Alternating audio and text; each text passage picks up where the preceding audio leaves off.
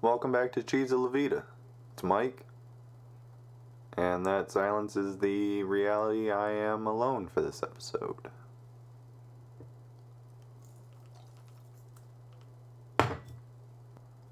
It's ironic Nathaniel couldn't be here, since he's the one who originally stated that South Park started their run of greatness with this season. If I had to say it, in my personal opinion, if you continue on, I don't want to jump ahead, but if you continue on to each season after season 2, they still didn't have it figured out, in my personal opinion, until at least season 5. But hey, not everyone can survive a brutality. I know he's still recovering from the beatdown Ecker gave him on the last podcast. And to be honest, Nathaniel might retire. I have no idea. Ecker's still recovering from the gunshot wound I inflicted on him in the last podcast in my basement. But anyways, Matt Stone and Trey Parker also said that season 5 is where shit starts to get really good, which is a fact I brought up when defending season 4, but there's no need for me to defend season 5 because even though it's been 17 years since the season originally aired, the episodes and the jokes within them all hold up incredibly well. It also helped that season 5 would see the show's ratings increase again, because their surprisingly large viewership from the first 2 seasons began to diminish around the 3rd season due to what Matt Stone and Trey Parker felt was media overexposure, and I have to agree with that because season 2 peaked around 5.5 million viewers on average, and Cartman's mom is still a dirty slut to this day, still has the highest Nielsen rating of any South Park episode with an 8.2, so 6.2 million viewers. Season 3 would see that number slip to around 3 million viewers on average, which is still a great amount for a cartoon, but 3 isn't 6. The 4th season would also see viewership reduced to half of what it was during the 3rd season, which is what Matt Stone and Trey Parker labeled their true fan base, so I don't know what that says about me. Proves I'm a fucking weirdo, or at least willing to go against the grain when it comes to something I believe in, but in any case, 2001 was a crazy year. Amongst all the great content and big world events was South Park, which was seemingly hitting a new peak. I mean, new characters were introduced, and for a series whose debut episode was about alien probing, the town feels more grounded than ever before, even if the surreal aspects of the show are still a big part of it. I mean, the first half of the season, simply put, is just a lot of fun. The second half of the season set the tone for the show's direction going forward, with 9/11 being the elephant of the room. And with change being necessary, unfortunately, it meant Kenny had to be written out of the show, at least temporarily, but it was just a symbolic end to the first wave of South Park's success, really. I've often stated that the mini commentaries for the DVD box sets always provide appreciable insight into South Park's creative process, so to hear Matt Stone and Trey Parker say they were focusing more on fucked up shit and less on plot for the last several episodes of the season, in Butter's very own episode, The Season Ender, I think that was the right way to go, honestly. It's a fitting conclusion to their best season yet, because it still teases at what's to come. And it's even more appropriate when you consider the fact that it followed up one of the saddest and darkest episodes in South Park, Kenny Dies, which symbolized the end of the show's early style. It's just funny to see the cartoon that was criticized for its use of profanity would finally see the town gel around the use of the word shit. It hits the fan as the season premiere and one of the standouts, but not the first episode produced, because Matt Stone and Trey Parker convinced Comedy Central to let them produce a live-action spoof on sitcoms based on whoever won the 2000 presidential election. So, shortly after South Park's 4th season ended, they went to work on this show, originally titled Everybody Loves Al, because they were 95% sure that Al Gore was going to win the election, but George Bush won, so we got That's My Bush. By the time that concluded its 8-episode run from April 4th to May 23rd, 2001, it was time to get back to work on South Park, and A lot of people want to see That's My Bush return, or at least they did for anyone who can remember that show. But they never really felt like the show was going to be able to go on due to the high cost of production as well as the eventual 9/11 terrorist attacks. Probably would have made the show very unpopular. They worked on a script titled Scott Tenorall Must Die during editing for the last episode of That's My Bush, and obviously the titular character had his name changed to Tenorman before the episode was aired, and the reason for that is because Matt Stone and Trey Parker thought it sounded funnier. I'm not sure why exactly it's funnier, but obviously the episode's very important to the overall series because not only did it develop Cartman's character further and show the depths he's willing to sink to, but it was also the first episode to not feature a subplot, which began the breaking of several traditions with this season. The late start for the season would ease the burden a bit as they only had to make 14 episodes instead of 17, which was the fewest they had to produce since season 1's 13 episodes. And 14 would soon become the norm just 3 seasons later, but it all began here during an overworked year for the guys. Eric Stowe, who I've been incorrectly pronouncing as Eric Stowe this whole time, so fuck me, right? He directed 3 episodes, Scott Tenorman Must Die, Here Comes the Neighborhood, and Butter's very own episode, and as we tend to mention during these reviews, he's based on Butters. Merry Christmas, Charlie Manson, which is the first episode that Eric Stowe directed, who, like I told you earlier while we were watching, is who they based Butters off of. Yeah, personality-wise. which is kind of fucked up, but hey. I know, quit fucking repeating yourself. But as I said during my season 4 review, they began to take a more topical approach to writing, and they began writing everything themselves, starting with the second episode of season 4. And I think it really shows by the time this season starts, because true to form, they had only been able to produce that one episode just 2 weeks before the new season was set to air, and it nearly resulted in a nervous breakdown for Trey Parker, but soon after they produced both Cripple Fight and It Hits the Fan, partially based on current news and world events at the time, so once again, it established a new tone and direction for the show, while also showing them that they could tweak their creative process and not compromise the quality of the show. In fact, it probably benefited the show, especially when they went for a more satirical angle. And oddly enough, Looney Tunes becomes a theme throughout the season, which obviously delights a cartoon enthusiast like myself, someone who grew up on reruns of old Looney Tunes shorts at 3 a.m., because, like I said in my season 1 review, I was a weird fucking kid. I also stated in that review that Looney Tunes is my favorite cartoon series along with South Park, so to see Parker and Stone continue that legacy in a way is incredibly endearing. In elementary school, that's what I watched when I couldn't sleep because I'm a fucking weirdo, so obviously I was a weird child.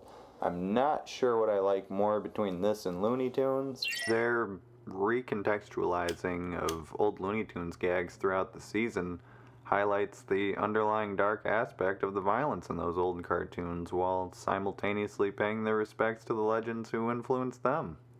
Violence is prevalent in South Park, obviously, but the maturation in Trey Parker and Matt Stone's writing has faithfully maintained the elements necessary to make physical comedy work.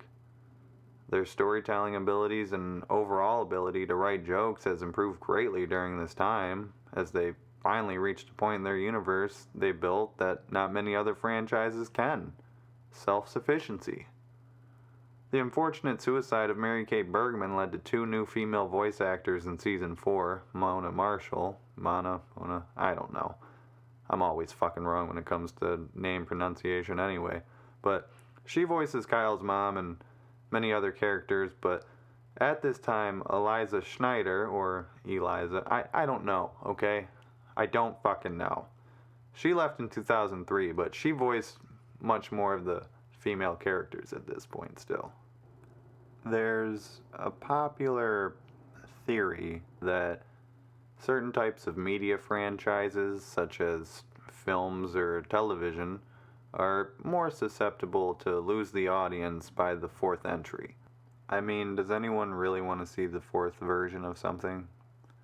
So, boredom and familiarity sets in, nothing's as exciting as it used to be, and then eventually the series is canceled due to diminishing quality, or it's doomed to eternal mediocre syndication. There's certain fans who would argue this is the best the show ever got, and that there's no reason to watch beyond this. However, those people are absolutely fucking insane.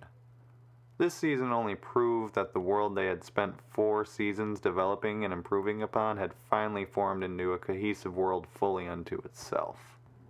They had a greater understanding of the characters and what they wanted the show to be. They started to develop a more consistent creative process that worked for the show. They had new additions to the voice cast, and they even had better animation. Even though they kept the 4th grade opening well after it was necessary, the penultimate episode of the season, Kenny Dies, was the last one to carry the 4th grade opening. This season actually did have better animation because they switched from Power Animator to Maya. All this combined with new bursts of creativity led to a hilarious first block that captured childhood innocence in incredibly surreal but comedic fashion. Listen to me sounding like a fucking intellectual. The darker second half of the season does tackle the world's paranoia after the 9/11 attacks, but it more showcases the newfound biting and blunt cynicism that everyone in the town possesses, which Trey Parker and Matt Stone do actively try to push and prod to new heights. And it keeps everything interesting regardless of if they're tackling social issues, furthering their penchant for topical issues, for satire in that week's episode, or simply putting a character in odd predicaments. Loose ends are tied up, new characters are thrown into the mix, and new developments unfold, and it all just cements this season as one of the all-time best. And it may seem odd that I stated season 4 was my favorite of all the seasons I watched up until I stopped watching regularly, but objectively speaking, just looking at the level of writing on display and the jokes I got to enjoy on screen for this season, it's just the superior season. There's no shame in admitting when something you personally like more isn't quite up to par with the rest of the work. You can personally enjoy something. That's why art is very subjective and not objective, but there's levels of grading these things, at least to me. Maybe that's why I'm a big weirdo. Fuck it. Let's get into these blocks. As I said before, It Hits the Fan was the season premiere, airing later than normal for South Park, June 20th, 2001.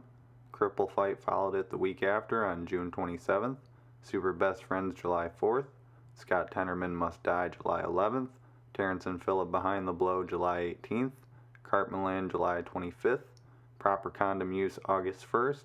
And Towley ended the block on August 8th. I'm unsure if they were going to just take a few weeks off or a month or whatever and come back and finish the season in the same manner they did anyway, and that was the original plan all along, or if the reaction towards the real-life tragedy that was 9/11 prevented them from doing all that, because of course shit was fucking crazy. You couldn't fly, they shut all that shit down. That effect is still felt today. So, in any case, they had to stay put and focus on putting out South Park episodes in a few weeks because the block was going to restart, and they felt obligated to make people laugh again. Osama bin Laden Has Farty Pants was the first post 9/11 episode. November 8th, 2001. They followed that up with How to Eat with Your Butt, November 14th. The Entity, November 21st. Here Comes the Neighborhood, November 28th. Kenny Dies, December 5th. And Butter's very own episode concluded the season, December 12th. No Christmas episode, breaking another tradition. But Interestingly enough, this contrast in tone between the first and second half of the season made the show as a whole a lot stronger. The characters who've been established since the beginning now officially feel more developed, and some of these characters have had their best moments in this season since that initial season. And when paired with these new characters and situations, it just feels like everything is organically progressing rather than anything feeling like a forced change. I mean, we're now at the point where the season can start with the town, and I guess the world as a result, gaining this infatuation with the use of the word shit, which is a parody of the reaction people had to when some sitcom, I think in the show, they said it was cop drama. I don't even know if that's a real show. I don't watch that kind of stuff. But they aired an uncensored use of the word shit, so in real life. So South Park basically wanted to make a response by overusing the word so much to the point where it would lose its meaning completely, and surprisingly, the censors completely agreed with their message. So from there, the season only tried to continue pushing boundaries, and it concluded with Butters getting his own episode wherein he spies on his dad, discovers his down low activities. His mom loses her shit and attempts to drown her son in the car, only for it to carry Butters hours downstream, forcing him to trek home and save his parents' marriage. It's fucked up, but that's what we're working with here. And I mean, honestly, you can watch these episodes in any order you want. It's just when you binge the season straight through, you start to better see where the subtextual themes and concepts bridge the season together. And it hits the fan, there's not much more happening than something you'd see from the first two seasons. I mean, the boys go on an adventure to save the world after asking Chef for advice on why people keep puking up shit to death, and eventually they face off against some creature that they overcome with the assistance of some other incredible force. I'm not saying the episode isn't phenomenal, because trust me, it's fucking hilarious. It's not reinventing the wheel is what I'm saying, and it's not supposed to. You see the development, because by Towley, at the end of the block, and we'll get to him, love Towley, he causes all sorts of problems for the boys, who for the first time don't give a fuck about what's going on. They're not interested in anything going on around them except for where their Okama Game Sphere is. They just wanted to play Okama Game Sphere. They're more accustomed to off-the-wall shit by now. So, even though they returned to life just as we did post 9/11, it gave you a reason to laugh when the opening shot of Osama bin Laden has farty pants has the boys in those gas masks asking, "Remember when everything didn't suck?" And I think Cartman responds with, "Not really." And it just takes me back to that time period and kind of makes me reflect on life a little bit, but fuck it. Let's get into these episodes. I've talked about It Hits the Fan enough to make at least one person stop listening, so if you're still here, hey, thanks. But it's worth noting the episode originally aired without the infamous counter in the bottom left corner of the screen, and honestly, I think it does add a charm to the episode. They could have just left it alone, not went back and added the counter. They could have just said shit 162 times and been done with it, but there's several episodes throughout the season that underwent future alterations for reruns and home release, such as Kenny's death and Scott Tenorman Must Die, when he laughs himself to death and you see his ghost floating up to heaven still laughing at Cartman.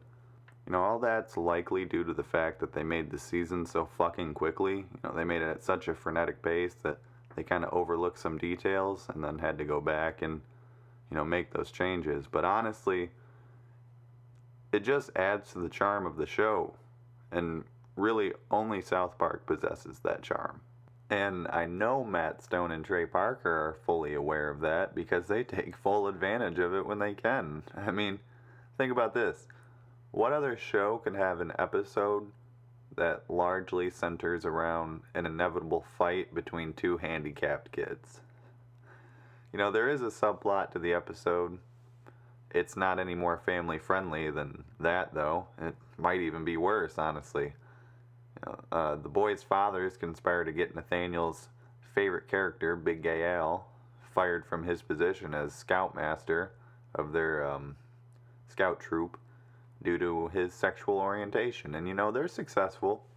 In real life, the Boy Scouts were known for not allowing gays in their organization, and they still might not, I'm not sure, but the authoritative macho guy who replaces Big Gay Al turns out to be a fucking pedophile who's more interested in taking naked pictures of the boys, which is something Big Gay Al was definitely not cool with. So just more life lessons from South Park, even if it is amidst some fucked up behavior and a brutal fight between two mentally and physically handicapped people.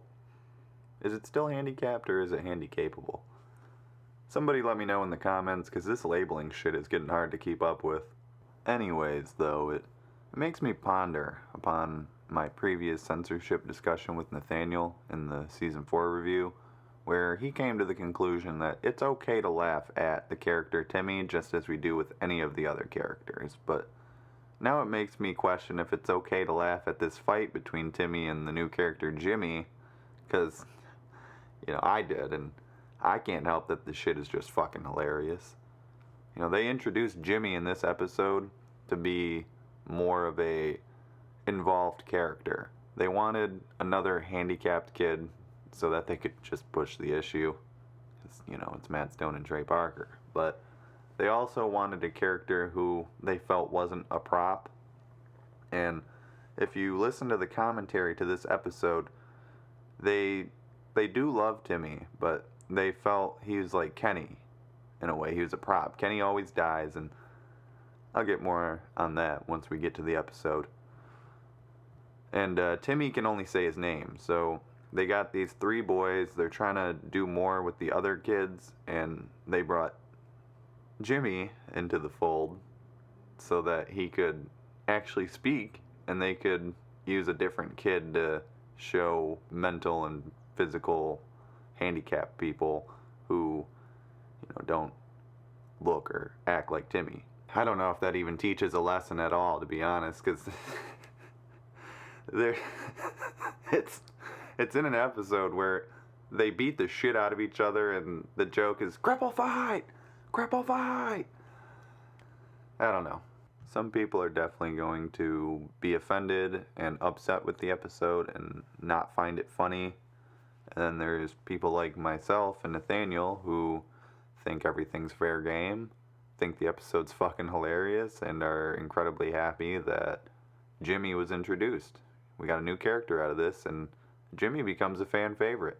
There's a lot of great Jimmy moments and episodes later on, but for now, we got this classic.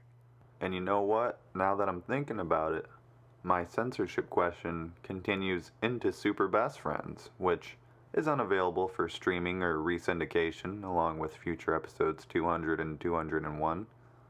Unlike those episodes later, and this is likely only possible due to this still being a pre-9/11 world, Muhammad is actually shown in this episode, which is where all the controversy comes from, which, by the way, all came years after this was released.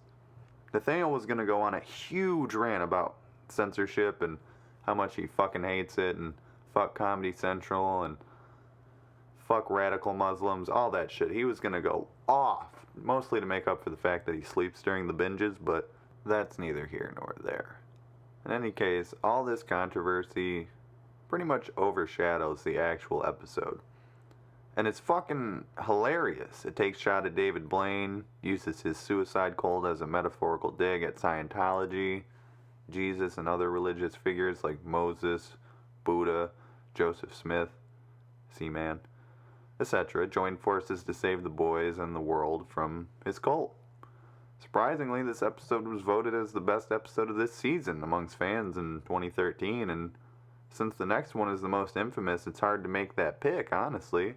So, because this episode is not on South Park Studios or Hulu, Nathaniel and I actually used my Season 5 box set to watch the first 5 episodes of this season, and it's worth noting that last year they re-released Season 5 on Blu-ray with this episode included, and shockingly, Muhammad was uncensored.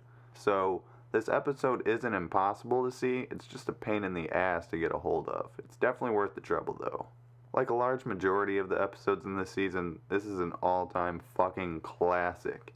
I mean, Matt Stone and Trey Parker just feel more comfortable in their roles. The characters speak to each other like they're actual people, and even though it sounds like I'm kind of shitting on their voice acting or their writing from the previous seasons, I'm not, because this is what I mean when I say the town feels like it's finally gelling. That's why Scott Tenorman Must Die had to come out after Super Best Friends. That's why it had to be released at the time and the placement of the season that it did.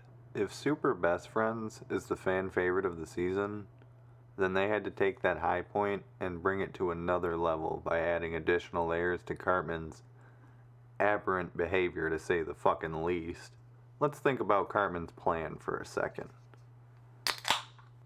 Cartman conspired to have Scott Tenorman's parents killed, where he then stole the corpses, grounded them into his chili, and then organized a citywide chili cook-off competition so he could trick Scott into eating his own fucking parents.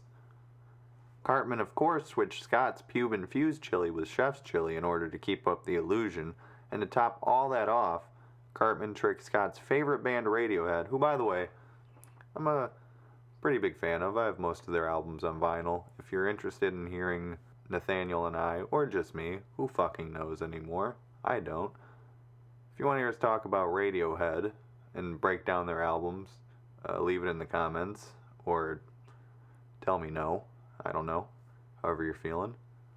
Anyways, he tricks them into coming to South Park to see Scott because Cartman sent them a letter pretending to be Scott, saying he has ass cancer, and so they feel bad. They come to South Park to find him, and they see him crying at the chili cook-off, and, you know, they call him a crybaby and stuff, but all of this was because Cartman was repeatedly tricked and embarrassed by Scott throughout the episode, so Kyle summed it up pretty fucking well at the end, as he's licking Scott's tears. Dude, I think it might be best for us to never piss Cartman off again.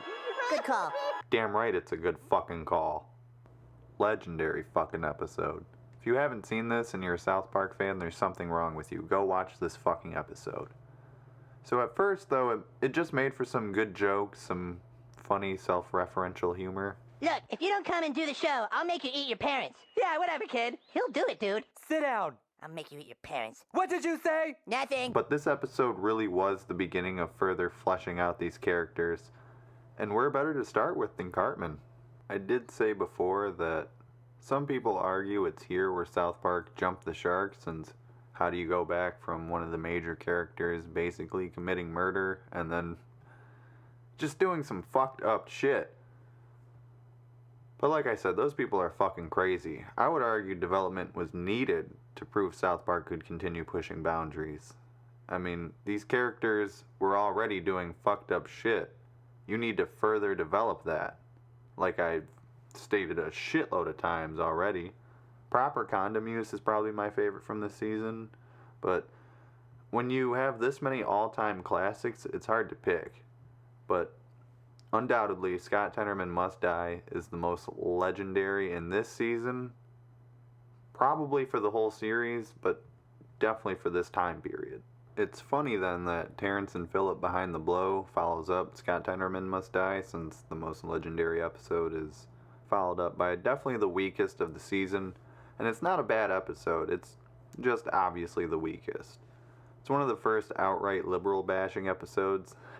The Earth Day organizers are brainwashing agenda pushers willing to do whatever to get their goals accomplished and force a bunch of blame on Republicans. I mean, they'll even chop off kids' body parts, and I mean literally chop off kids' body parts. Kenny is a stump by the end of the fucking episode. You know, South Park's made fun of both liberals and conservatives at this point in the show, but unlike before where Mr. Tweak stood in place for liberal agenda pushers and gnomes, or when they parodied PC thinking with Phil Collins in Season 4, they just dropped the gloves and went straight for the fucking neck in this episode.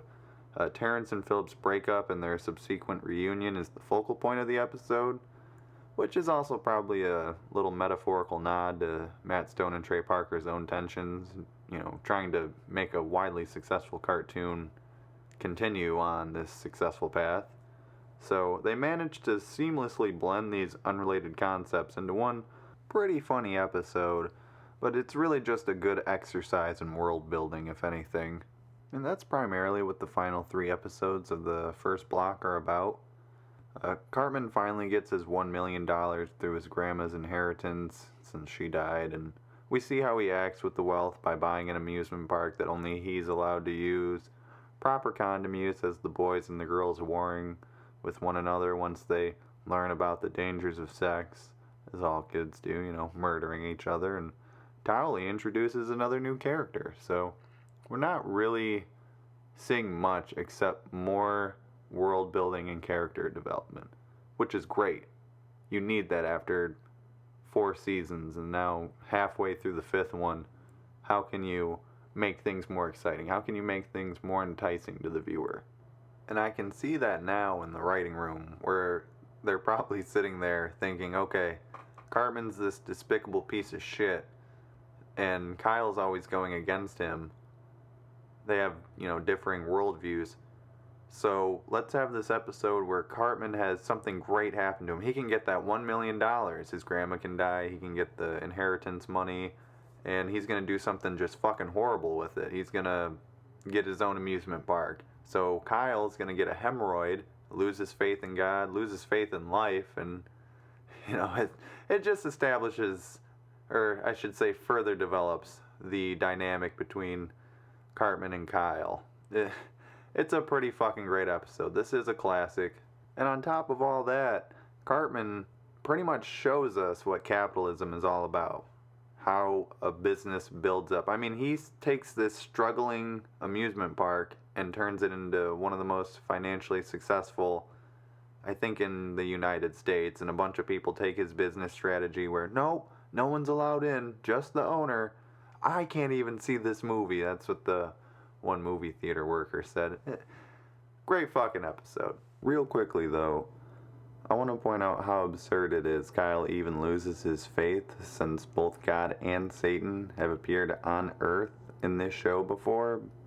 But moving on to my favorite episode of the season, proper condom use. Starts off with Cartman demonstrating how to beat off random dogs in Kenny's front lawn. It's pretty fucking disgusting, but, pushing the boundaries and whatnot. So Stan beats off Sparky in front of his parents and all their guests. They're fucking horrified, but they don't want to talk to their kids and be honest with them about what sex is, and they demand the school teach their 4th graders sex ed. They're in fucking 4th grade. For one, if you can't talk to your children by the time they're in 4th grade, you fucked up somewhere along the way. Secondly, they're in 4th grade. And anyway, as Chef correctly points out, Mr. Mackey and Miss Chokes on Dick are the least qualified people to even teach sex ed. Mr. Mackey hasn't gotten laid in like 21 years or whatever the fuck it was, even though he got married and had a honeymoon in season 2, but that's neither here nor there. And Miss Chokes on Dick is a virgin because she's disgusting. This episode does crack me the fuck up though, or at least this part of it, because, the whole episode does crack me the fuck up, but this part in particular just reminds me of being a little kid and learning about sex and being all, blown away by it like kids do. I actually remember using the little Trojans joke on my dad when I was getting into middle school, and I was trying to make like a joke about, well, now that I'm in middle school, I'm going to be sexually active, and he was very unhappy about that one. But there's this growing tension between Mr. Mackey and Miss Chokes on Dick, and they have a graphic sex scene. It's every as bit as disgusting and disturbing as it sounds. The kids, however, are on some Mad Max shit outside the city limits, having a literal battle of the sexes. The girls set up this big fort that the guys blew up, but not after they threw a boomerang right in Kenny's fucking face. And, it leads to Chef being the reasonable person in town like he is, and telling them you don't have to worry about sex until you're 17. And I had sex before I was 17. I wasn't like a child actor or anything. I was a teenager, a little bit younger than 17, so that might not be true for everybody, but there's South Park with some strong moral backing. This episode did go under some alterations with Mr. Garrison in the scene where he's trying to properly demonstrate how to put on a condom to the fucking kindergartners, because we need to get them before they even think about it. Fucking stupid. So of course they got this fucking sicko in there, Mr. Garrison, teaching them how to put on a condom. In the original broadcast, he puts on the condom with this dildo, and it actually shows it. It doesn't cut away, he just puts the condom on with his mouth. In the future releases, resyndications, home release, whatever, it cuts away to horrified expressions from the kindergartners, which is probably more appropriate because I don't want to see Mr. Garrison doing that. I really don't. But I'm running out of time here, so I kind of got to speed things up a bit.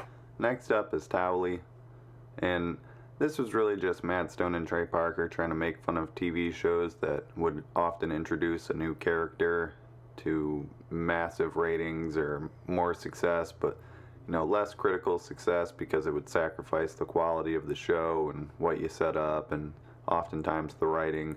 So they wanted to make fun of that and also make a merchandisable character, the lamest character they could come up with. That's what they wanted to make. And that's what they wanted to make fun of with Towley. However, people fucking love Towley. I love Towley. You want to get high? And plus, he comes back in the next episode, Osama bin Laden has farty pants, to deliver what I'm sure Matt Stone and Trey Parker thought was the joke of the fucking century when he comes in and, there's no travel to Afghanistan allowed. So there's a Taliban? Towley at least gives the titular character a backstory, even if the boys want nothing to do with the events of his origin. The live-action commercial in the middle of the episode promotes a bunch of Towley merchandise, and it's the best live-action commercial thus far, and the one Nathaniel was hinting at in our review of the previous season. It's a funny way of ending the block. The trio's hanging out with a high-ass towel who Cartman just straight up breaks the fourth wall and actually calls the worst character ever, and of course Towley, yeah, high as shit, no care in the world. Fitting way to conclude the block. That takes us to Osama bin Laden has farty pants, which is completely pro-American. The episode ends with them making Osama bin Laden look like an utter buffoon. Cartman pulls some Bugs Bunny shit on him and gets him assassinated by the military. And then the episode officially ends with an elongated shot of an American flag after the boys agree on, "Go America. Yeah. Go Broncos." Despite that, though, the episode does attempt to sympathize with the Afghan people, because they even create a group parallel to the boys, complete with one who dies along with Kenny in the battle between the Taliban and the military. But they continuously blow up all the buildings in their neighborhood, and they do a good job of making America not seem like a saint. They do a good job of making sure that the reason we're in this situation is because everyone is at fault, which is a more realistic way of looking at things. And I'm sure Nathaniel would claim that this episode is patriotic as fuck, and it's probably rubbing one out to those credits right now, but after this, for me, is where the season started to run out of gas a little bit, and that's not to shit on the last 5 episodes or imply they aren't great. They just lack that scathing topicality of Osama bin Laden has farty pants or some earlier episodes in this season. How to Eat With Your Butt was an idea they had sitting around for a while, and I guess they hated Pearl Harbor so much that they decided to make Ben Affleck the missing ass face kid. Let me explain real quick. It's picture day at school, so we get to see the boys without their hats on, get to see Kyle's large Jew fro, and Kenny comes in backwards and upside down so his ass is poking through his hood, but yet Butters is the one that gets in trouble because his hair is sticking up. Anyways, Cartman finds Kenny's picture so fucking hilarious that he takes it to the next step and has his picture placed on the town milk carton at their milk factory, I guess, where people with the disease where they have asses on their heads see it. By the way, they live in Milwaukee. I don't know how they bought South Park's milk carton, but in any case, they travel all the way to South Park to see if they know anyone who could find their son, and Cartman just finds the whole thing so hysterical he can't laugh anymore. Eventually, somehow, the lady at the milk factory has this super intelligent computer that narrows down search results like a police computer of people or something, and Ben Affleck is reunited with his parents, allowing Cartman to laugh again. It's honestly almost a filler episode in the grand scheme of things until you realize this episode hints at several major developments going forward. Butters and other side characters have been developed further and given more of the spotlight throughout the season, but it's here where we really get to see just how shitty Butters' parents are to him, because the running joke throughout the episode is that he's grounded because they don't like his face. You know, he keeps making funny faces. They're just fucking horrible to this kid.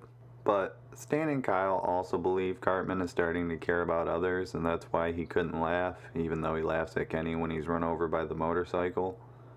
Right after that gag, though, Stan and Kyle are both talking about how they've done a lot of growing up, and Stan's like, well, maybe things are going to start getting more sophisticated around here, but that wouldn't be the case for the next episode, The Entity, which has Kyle acting like a dick to his super Jewish cousin also named Kyle, who also gets preferential treatment over Kyle too, which is what Kyle's parents call him in this episode. Eventually, Kyle receives his comeuppance when Kyle gets a bunch of money in stocks and moves back home to help his sick mom, because you guys are douchebags. You know, I don't blame them for wanting to get rid of this motherfucker because he's so insufferable, but they shouldn't have been surprised when he refused to be their friend or share his money after how they treated him throughout the episode. I mean, they sent him to like Antarctica at one point or something like that. I'd be lying, though, if I didn't say the subplot was better in this one, because Mr. Garrison creates his own extremely uncomfortable and extremely gay mode of transportation to combat the still shitty airport boarding procedures in response to 9/11, and of course the government shuts him down and shows another form of censorship, but it's to Mr. Garrison, so it's funny. I'm going to try and wrap up these last 3 episodes real quick, because they all share a pretty similar theme between them. Here Comes the Neighborhood fleshes out Token and his family more. Kenny Dies speaks for itself, and so does Butters' very own episode, as well as the description to the episode I gave earlier in the podcast, so this season ends the same way the first block did, though, with Stone and Parker continuing their world building. Token feels like due to his wealth, if he gets more rich families to move to South Park, he won't be teased by the rest of the kids for being so rich. So he ends up writing to Will Smith, whose kids help him convince him to move to South Park, and he convinces a bunch of other celebrities to move to South Park, and his kids are just on that bullshit. In any case, all these celebrities coincidentally happen to be black, so this poor white mountain town tries to get rid of the richers, hardy har, clever, out of their town, and they're successful in doing so, just as Token accepts it's better to be teased by his friends than ridiculed by his short-term friends who are probably really only around to make fun of him for being less rich than they are. Of course, this whole thing is a ruse by Mr. Garrison, whose taste of success must have gotten to his head since he wanted to sell the houses left behind from the rich people in order to sell them and get rich, which is when he reveals why he even organized this whole thing anyway. Well, yeah, but at least I got rid of all those damn Yeah, real fucking piece of shit. Fittingly enough, though, the 13th episode is Kenny permanently dying and showing once again how low Cartman's willing to stoop to get what he wants. It's a sad episode and deserving of a viewing by even non-fans, but it's sad because Kenny was viewed as a prop by Matt Stone and Trey Parker, as I've said before, and they knew they wanted to replace him with Butters, which is why his episode ended the season, but I think it's kind of shitty what they did to Kenny. I mean, they treated all of his deaths like it was so unimportant throughout the season. In Towley, he's reaching for the Okama game sphere and falls into this like pit of lava or something, and they're more concerned about their game sphere falling. You know, Cartman laughs at Kenny as he gets run over by the motorcycle and how to eat with your butt.